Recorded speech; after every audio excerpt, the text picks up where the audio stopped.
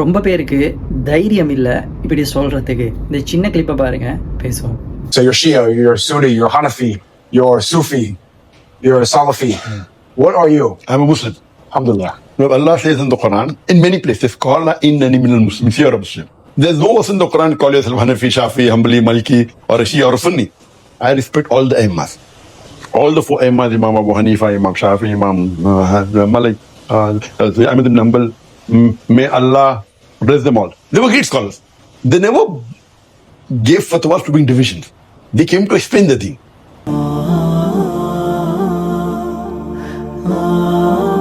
So நான் ஒரு முஸ்லிம் அப்படின்னு சொல்றதுக்கு ரொம்ப பேருக்கு இன்றைக்கு தைரியம் இல்லை. இன்ட்ரோடக்ஷன் தேவைப்படாதே, டாக்டர் ஜாகிர் நாயக் எல்லாருக்குமே தெரியும். ஸோ அவர் இன்டர்வியூ கொடுத்துருக்காரு ரீசெண்டா ஒரு USA யூடியூபரோட. ஸோ அதுல ஒரு கொஸ்டின் வைக்கப்படுது அவர்கிட்ட, நீங்க வந்துட்டு எந்த கொள்கையை பின்பற்றீங்க, நீங்க ஷியாவா, சுன்னியா, சலஃபியா, தரீகாவா, தப்லீகா அப்படின்னு சொல்லி. அதுக்கு அவர் சொல்றாரு, ஐ அம் முஸ்லிம் அப்படின்னு சொல்லி. அல்லாஹ் சொல்றான், வகால இன்னனி மினல் முஸ்லிமீன். உங்ககிட்ட யாராச்சும் கொஸ்டின் பண்ணாங்கன்னா உங்களை இன்ட்ரடியூஸ் பண்ணுங்க, நீங்க ஒரு முஸ்லீம் அப்படின்னு சொல்லி. நான் எல்லாரையும் ரெஸ்பெக்ட் பண்றேன், இமாம்களாக இருந்தாலும் சரி, ஸ்காலர்ஸாக இருந்தாலும் சரி, மதுஹபலாக இருந்தாலும் சரி, அவங்க எல்லாரும் உண்மையிலே great people. I respect them all. அப்ப தொடர்ந்து சொல்றாரு, நான் ஒரு முஸ்லீம் அப்படின்னு சொல்லி. சோ இப்ப தரீகா, தப்லீக், ஜமாத் இஸ்லாம், தௌஹீத், சலஃபிசம், வஹாபிசம், ஸோ இந்த மாதிரி நிறைய கொள்கைகள் இருக்குது.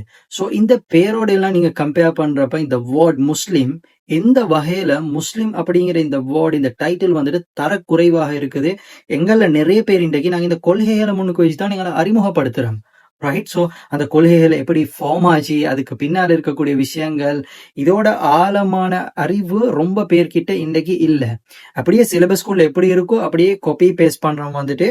ஸோ அதனால ஆளாளுக்கு சர்டிபிகேட் வச்சுட்டு இருக்கும். நான் இதை பேசுறேன்னு சொன்னா, முஸ்லிம் சமுதாயத்தின் ஒற்றுமை அப்படிங்கிறது இந்த மென்ஷன் பண்ண கொள்கைகள் எல்லாத்தையும் விடவும் ஆக இம்பார்ட்டன்ட். ஸோ என்னுடைய எல்லா வீடியோக்களுமே நான் சொல்ற விஷயம் தான், டிஃபரன்சஸ் ஆர் யூனிவர்சல். நபி ஸல்லல்லாஹு அலைஹி வஸல்லம் அவங்க ஹயாத்தோட இருக்கும் பொழுது சஹாபாக்களுக்கு இடையில கருத்து வேறுபாடு இருந்துச்சு. ஃபார் எக்ஸாம்பிள், ஒரு சஹாபாக்கள் குழு கிட்ட நபி ஸல்லல்லாஹு அலைஹி வஸல்லம் ஒரு இடத்தோட பேரை சொல்லி அந்த இடத்துக்கு போயிட்டு அசர் தொழுங்க அப்படின்னு சொல்றாங்க. அந்த சஹாபாக்கள் குழு இதை ரெண்டு விதமாக விளங்கி கொள்றாங்க. ஒரு குரூப் என்ன பண்ணுது அப்படின்னு சொன்னா, இதோட லிட்ரல் மீனிங் எடுக்கிறாங்க. அந்த இடத்தை ரீச் பண்ணதுக்கு அப்புறமா தான் நாங்க அங்க போயிட்டு அசர தொழணும் அப்படின்னு சொல்லி. இன்னொரு சஹாபாக்கள் குழு என்ன பண்றாங்க அப்படின்னு சொன்னா, அதோட இன்டென்ஷன் எடுக்கிறாங்க. சோ போறதுக்கு முன்னாடி அசர் கலா ஆயிடும், சோ எங்களால ரீச் பண்ண முடியாது, நாங்க தொழுதுட்டு பிரயாணத்தை தொடருவோம் அப்படின்னு சொல்லி ரெண்டு விதமான கருத்தோட புறப்படுறாங்க. சோ நபி ஸல்லல்லாஹு அலைஹி வஸல்லம் அவங்க கிட்ட இந்த சப்ஜெக்ட் வந்தப்ப அவங்க யாருக்குமே சர்டிபிகேட் கொடுக்கல. இது ஃபர்துடைய விஷயம், ரைட்? சோ சுன்னத்தான விஷயங்களுக்கு இங்க ரொம்ப பேர் அடிச்சுக்கிட்டு இருக்காங்க. சோ நீங்க அசர் வந்துட்டு லேட்டா தொழுவிட்டீங்க, நீங்க காஃபிர். சோ நீங்க வந்துட்டு இடத்த ரீச் பண்ணி தொழுதீங்க, நீங்க சரி அப்படின்னு சொல்லி யாருக்கும் சர்டிபிகேட் கொடுக்கல. ரெண்டு சைடையுமே என்கரேஜ் பண்ணி விட்டாங்க, ரைட்? சோ அதே மாதிரி எல்லா சஹாபாக்களுமே ஒரே விதமான புரிதலையும் இருக்கல்ல. இதுக்கு ரொம்ப பெரிய எக்ஸாம்பிள் என்ன அப்படின்னு சொன்னா, நபி ஸல்லல்லாஹு அலைஹி வஸல்லத்தோட ஹஸரத் உமர் ரலியல்லாஹு அன்ஹு அவங்களுடைய ரிலேஷன்ஷிப் எப்படி இருந்துச்சு, அதே மாதிரி ஹஸரத் அபூபக்கர் ரலியல்லாஹு அன்ஹுடைய ரிலேஷன்ஷிப் இருந்துச்சு அப்படின்னு சொன்னா, அபூபக்கர் ரலியல்லாஹு அன்ஹு இப்படி இருந்தாங்க. நபி ஸல்லல்லாஹு அலைஹி வஸல்லம் எப்படி சொன்னாலும் அப்படியே. ஹஸரத் உமர் ரலியல்லாஹு அன்ஹு எப்படி அப்படின்னு சொன்னா, சில விஷயங்கள்ல முரண்பட்டு நின்னாங்க, அவங்க எதிர்த்து நிக்கல. ஏன்னா அவங்களுடைய குணாதிசயம் அப்படி இருந்துச்சு. சோ உடனே ரியாக்ட் பண்ற மாதிரி. நீங்க ரொம்ப இடங்கள் அதை பார்க்கலாம், ஹஜ்ஜுடைய விஷயத்திலையும் சரி, ஹுதைபியா உடன்படிக்கையிலுமே சரி. இந்த விஷயங்களை இஸ்லாமிக் ஹிஸ்டரி படிச்சீங்க அப்படின்னு சொன்னா உங்களால அவதானிக்க முடியும். அதுக்கு இண்டிபெண்டா திங்க் பண்ற மைண்ட் செட் வேணும், ரைட்? சோ உலகத்துல உள்ள விஷயங்களை இந்த உலகத்தோட முறையில புரிஞ்சுக்கொள்ளக்கூடியவங்களால இதெல்லாம் ரொம்ப சிம்பிளாக புரிஞ்சு கொள்ள முடியும். சோ நான் சொல்ல வர விஷயம் என்ன அப்படின்னு சொன்னா, இந்த கொள்கைகளால இன்றைக்கு சமூகம் மிகப்பெரிய இழிவை சந்திச்சு கொண்டிருக்கு, பிரச்சனைகளை சந்திச்சு கொண்டிருக்கு. சந்திக்கிறதுக்கு ரொம்ப பெரிய பிரச்சனை எல்லாம் காத்து இருக்கு. அது ஸ்ரீலங்கால இருந்தாலும் சரி, இந்தியால இருந்தாலும் சரி, உலகத்திலேயா இருந்தாலும் சரி. சோ இதை பண்ண வேண்டிய வேலை என்ன அப்படின்னு சொன்னா, அடுத்த மனுஷனை பார்த்து சர்டிபிகேட் கொடுக்கறத நிப்பாட்டணும். இது எப்படி நிப்பாட்டுறது அப்படின்னு சொன்னா, நான் உண்மையை சொல்ல போனேன் கைஸ், சில பள்ளிகளுக்கு போனா என்னால பயான் எல்லாம் கேட்க முடியாது. பள்ளி ஜும்மாக்கெல்லாம் போனா சில நேரங்கள்ல வந்துட்டு வெளியே இருந்துட்டு பயான் முடிஞ்சதுக்கு அப்புறமா போயிட்டு தொழுதுட்டு அப்படி வாரது சில நேரங்கள்ல. இப்படி ரொம்ப ரேரா தான் நடக்குது. சோ என்னால முடிஞ்ச இடங்கள்ல எல்லாம் நான் கொஸ்டின் பண்ணிருக்கேன், தனியா போயிட்டு அவங்கள மீட் பண்ணி, ஏன் இப்படி பேசுறீங்க, சோ ஏன் யூனிட்டியை பிரேக் பண்றதுக்கு முயற்சி செய்றீங்க அப்படிங்கிறத என்னால எவ்வளவு கண்ணியம் கொடுக்க முடியுமோ அந்த வகையில நான் பேசியிருக்கேன். சோ அதே தான் நான் அவளுக்கும் சொல்றேன், ரெஸ்பெக்டான முறையில, கண்ணியமான முறையில போயிட்டு அணுகி இந்த மாதிரி விஷயங்கள் பண்ணாதீங்க அப்படின்னு சொல்லுங்க. சோ யாராக இருந்தாலும் சரி, இஸ்லாத்தை விட, முஸ்லிம் அப்படின்னு சொல்றதை விட எவ்வளவு பியூட்டிஃபுல்லான நேம் கொண்டு வந்தாலும் சரி ரிஜெக்ட் பண்ணுங்க. அதெல்லாம் நான்சென்ஸ். ஸோ அதோட அர்த்தம் வந்துட்டு ஃபார் எக்ஸாம்பிள் தரீகா, தௌஹீத், ஜமாத் இஸ்லாம், தப்லீக். ஸோ இந்த கொள்கைகள் எல்லாத்துக்குமே பார்த்தீங்கன்னா 50 இயர்ஸ், 100 இயர்ஸ், 300, 4, 5, 600 இயர்ஸுக்கு மேல இந்த எந்த கொள்கைகளுக்கும் வரலாறே இல்லை. இந்த மாதிரியான நேம் கூட எக்ஸிஸ்ட் ஆகவில்லை, ரைட்? ஸோ இந்த கொள்கை எல்லாத்துக்கும் முன்னாடி இஸ்லாம் இருக்கு. ஃபார் எக்ஸாம்பிள் இப்படி யோசிச்சு பாருங்களேன், இன்னைக்கு தப்லீக் கொள்கையில் இருக்கக்கூடிய ஒரு மதரசால ஒரு ஆலிம் படிச்சுட்டு வராரு அப்படின்னு சொன்னா அவர் இஸ்லாம் பிளஸ் தப்லீக ப்ரொமோட் பண்ணக்கூடியவராக இருப்பாரு. அதுவே தௌஹீத் மதரசால படிச்சுட்டு வரக்கூடிய ஒரு ஆலிம் என்ன பண்ணுவாரு அப்படின்னு சொன்னா இஸ்லாம் பிளஸ் தௌஹீத் இது ரெண்டையும் சேர்த்து அவனுடைய ஸ்பீச்சஸ் கொடுக்கப்படும், பயான் கொடுக்கப்படும். அதே மாதிரி தான் தரீகா எடுத்துக்கணும்னு சொன்னா ஸோ தரீகா மதரசாக்கள் ஓதக்கூடியவங்க இஸ்லாம் பிளஸ் தரீகா மிக்ஸ் பண்ணி விட்டு சமூகத்தை சுக்கு நூறாக்கி வச்சிருக்கீங்க. இது வந்துட்டு யார் மேல உள்ள கோபத்திலையும் பேசுறது இல்ல, சமூகத்தை பேரன்பு கொண்டு நேசிக்கிறேன். நடக்கிற விஷயங்களை பாக்குறப்ப எங்களுடைய ஜென்ரேஷனை தட்டி எழுப்ப வேண்டி இருக்கு. ஸோ இந்த வீடியோ வந்துட்டு 35 இயர்ஸுக்கு மேல உள்ளவங்க பாக்குறீங்க அப்படின்னு சொன்னா உங்களால இதை புரிஞ்சு கொள்றதுக்கான வாய்ப்பு ரொம்ப கம்மி. அதுவே 35 இயர்ஸுக்கு கீழே இருக்கீங்க, நீங்க இண்டிபெண்டா திங்க் பண்றீங்க அப்படின்னு சொன்னா உங்களால இதை புரிஞ்சு கொள்ள முடியும். எதுக்கு எந்த அளவுக்கு முக்கியத்துவம் கொடுக்கணுமோ அதுக்கு அந்த அளவுக்கு முக்கியத்துவம் கொடுத்தா போதும், அதை தாண்டி ஒரு முக்கியத்துவம் கொடுக்க தேவையில்லை. ஸோ மனிதர்களுடைய ஒப்பீனியன்ஸுக்கு ஒரு அளவு தான் மதிப்பு கொடுக்கணும், மரியாதை கொடுக்கணும். ஸோ அதுக்கப்புறமா எதெல்லாம் குரான் ஹதீஸோட கான்ட்ரடிக்ட் ஆகுதோ, மோதல் இருக்குதோ அதை ஒரு சைடு வைக்கணும் தள்ளி, ரைட்? ஸோ சொல்ல வர விஷயம் வந்துட்டு ரொம்ப சிம்பிள். நான் 4 மதுஹபலையோ 4 மதுஹபில் எனக்கு தெரிஞ்சு 12 மதுஹபல் இருக்குது. ஸோ ஷியாயிசம் பேசலைனா இங்கே வந்துட்டு அது இமாமத், அது வேற சப்ஜெக்ட். ஸோ இது வந்துட்டு வேற சப்ஜெக்ட். ஷியாக்களும் சுன்னிஸுமே ப்ராக்டிஸ் பண்ணக்கூடிய மதுஹபலும் இருக்குது.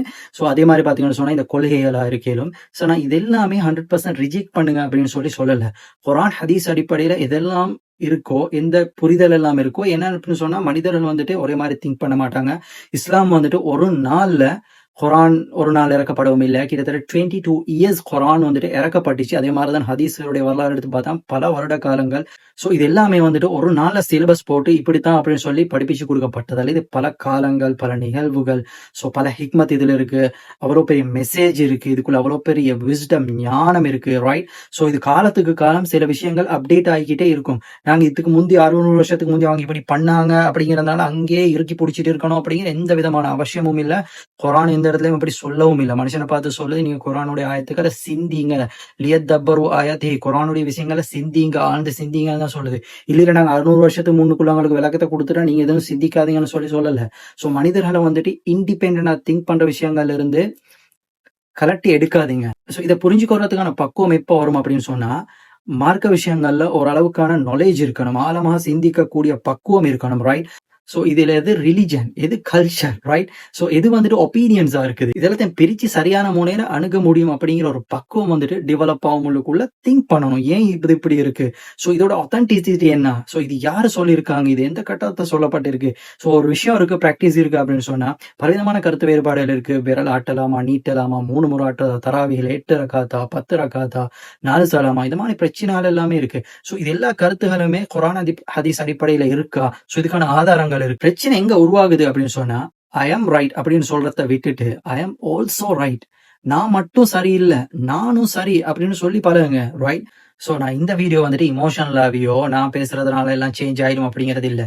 எனக்கு ஒரு விஷயம் தப்பு அப்படின்னு சொல்லப்படுது, அதை நான் வெரிஃபை பண்றேன். எனக்கு தோன்ற விஷயம் சரியா பிள்ளையாண்டு வெரிஃபை பண்ணினதுக்கு அப்புறமா எனக்கு வரக்கூடிய அடுத்த கொஸ்டின் என்ன அப்படின்னு சொன்னா இதை பேசுறதுக்கு உனக்கு தைரியம் இருக்கா அப்படிங்கிற கொஸ்டின் எனக்கு வருது. ஸோ எனக்கு இருக்கு அப்படின்னு சொல்லி நினைக்கிறேன். அதனால பகிரங்கமா வந்து நான் சொல்றேன், நீங்க கொஞ்சம் இண்டிபெண்டா திங்க் பண்ணுங்க, எல்லாரையும் ரெஸ்பெக்ட் பண்ணுங்க, ஸோ எல்லாருக்கும் மதிப்பு கொடுங்க. யார் யாருக்கு எவ்வளவு கொடுக்கணுமோ அவ்வளவுதான். ஃபர்ஸ்ட் ப்ரையாரிட்டி வந்துட்டு குர்ஆன் அண்ட் ஹதீஸ், அதுக்கப்புறமா தான் அதுக்குள் அடுத்தபடியாக உள்ள கட்டங்கள். ஸோ நீங்க யாரை வேணாலும் பின்பற்றுங்க. குர்ஆன் ஹதீஸ் அடிப்படையில இருந்துச்சு அப்படின்னு சொன்னா உங்களை இன்ட்ரடியூஸ் பண்ணும் பொழுது முஸ்லிம் அப்படின்னு சொல்லுங்க. ஏன்னு சொன்னா அல்லாஹ் சொல்றான் உங்களை முஸ்லீமாக அறிமுகப்படுத்துங்க அப்படின்னு சொல்லி. ஸோ நீங்க பின்பற்றக்கூடிய யாரோ ஒருத்தர் சொல்றாங்க வேற பேர்ல இதுதான் குர்ஆன் ஹதீஸ்ல இருக்கு அப்படின்னு சொன்னா ஆதாரம் காட்ட சொல்லுங்க. புரியுதா? முஸ்லிம் இதை விட பியூட்டிஃபுல்லான ஒரு நேம் யாரால கொண்டு வர முடியும்? நபி ஸல்லல்லாஹு அலைஹி வஸல்லம் யாராக இருந்தாங்க, யாராக வாழ்ந்தாங்க? முஸ்லிமாக வாழ்ந்தாங்க, முஸ்லிமாக மரணிச்சாங்க. 4 கலீஃபாக்கள் யாராக வாழ்ந்தாங்க? முஸ்லிம்னு சொன்னாங்க, முஸ்லிமாகத்தான் மரணிச்சாங்க.